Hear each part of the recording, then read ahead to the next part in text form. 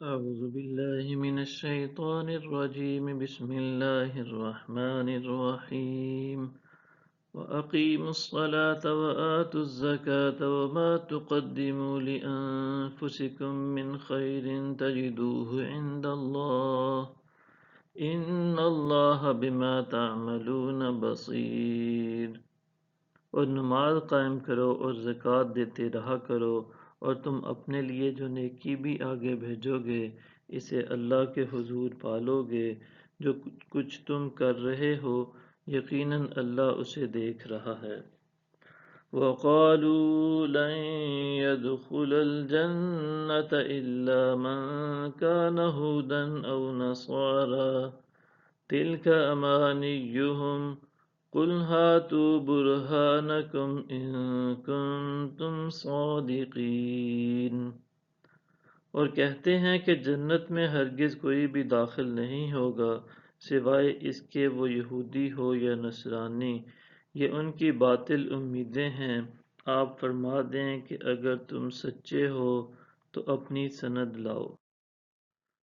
بَلَىٰ مَنْ أَسْلَمَ وَجْهَهُ لِلَّهِ وَهُوَ مُحْسِنٌ فَلَهُ أَجْرُهُ عِندَ رَبِّهِ وَلَا خَوْفٌ عَلَيْهِمْ وَلَا هُمْ يَحْزَنُونَ۔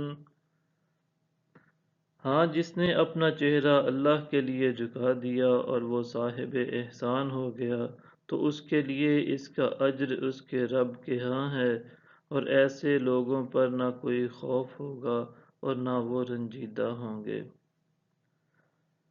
وَقَالَتِ الْيَهُودُ لَيْسَتِ النَّصَارَىٰ عَلَىٰ شَيْءٍ وَقَالَتِ النَّصَارَىٰ لَيْسَتِ الْيَهُودُ عَلَىٰ شَيْءٍ وَهُمْ يَتْلُونَ الْكِتَابَ كَذَٰلِكَ قَالَ الَّذِينَ لَا يَعْلَمُونَ مِثْلَ قَوْلِهِمْ فَاللَّهُ يَحْكُمُ بَيْنَهُمْ يَوْمَ الْقِيَامَةِ فِيمَا كَانُوا فِيهِ يَخْتَلِفُونَ۔ اور یہود کہتے ہیں کہ نصرانیوں کی بنیاد کسی شے پر نہیں، اور نصرانی کہتے ہیں کہ یہودیوں کی بنیاد کسی شے پر نہیں، حالانکہ وہ کتاب پڑھتے ہیں۔